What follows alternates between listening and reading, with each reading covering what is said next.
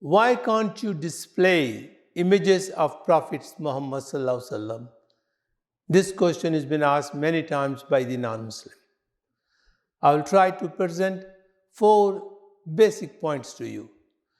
The general consensus among the Islamic scholars is that physical representation of the Prophet Muhammad sallallahu alaihi wasallam or any other prophets are discouraged on the ground such as follow. Number 1, since the prophets are the exemplar, they should not be presented in a manner that is either disrespectful or might lead to worshipping them and creating an idol out of them.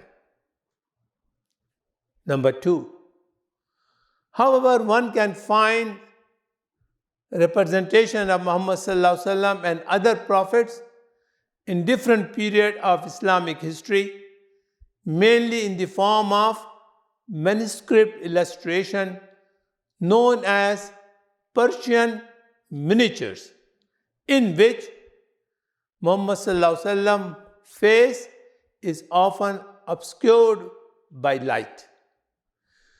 The main reason to forbid the Prophet pictures and or figurine is to eliminate any chance of making any idol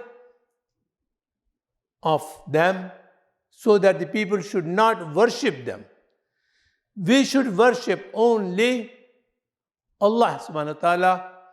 We should not worship any prophet, no Adam alayhi salam, no Musa alayhi salam, no Ibrahim alayhi salam, no Jesus alayhi salam, and no Muhammad sallallahu alaihi wasallam.